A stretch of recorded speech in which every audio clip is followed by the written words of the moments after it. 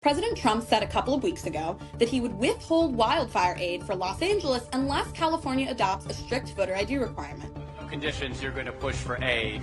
Well, in California, I have a condition. In California, we want them to have voter ID so the people have a voice, because right now the people don't have a voice because you don't know who's voting, and it's very corrupt. House Speaker Mike Johnson said he would be open to this. I won't touch on the ethics per se of conditioning wildfire aid, but I will get into the implications of a photo ID requirement. In his public remarks, Trump was likely referring to a voter ID requirement at the polls when voters are actually casting their ballots, since California already requires voters when registering to vote to provide an approved form of photo ID like a driver's license or a passport, which is pretty standard. California Governor Gavin Newsom's press office swiftly responded to Trump's remarks, fact-checking his misleading statements about California's ID laws and citing that California is not alone in its ID policy.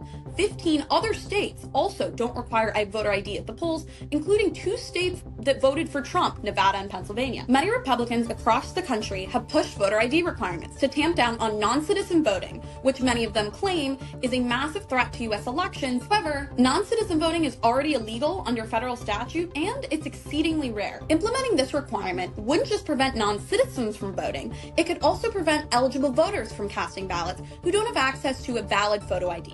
And there's actually evidence to back this up. According to a survey released in 2024, over 20 million voting-age U.S. citizens don't have access to a valid non-expired driver's license. Also, another 28 million Americans have a current driver's license, but it doesn't reflect their current name or current address. This disproportionately impacts voters of color and married and divorced women who have changed their last name. Most notably, the 2024 survey revealed that over half of Americans living in states with voter ID laws don't know their state's laws and don't realize that they need a specific kind of ID to cast a ballot. Due to how harmful these requirements can be, Governor Newsom signed a bill in California last year prohibiting local governments from requiring voter ID for municipal elections. Now, it's unclear if the Trump administration will actually withhold wildfire aid for California, but it is clear that Newsom does not support voter IDs being required to cast a ballot at the polls in his state.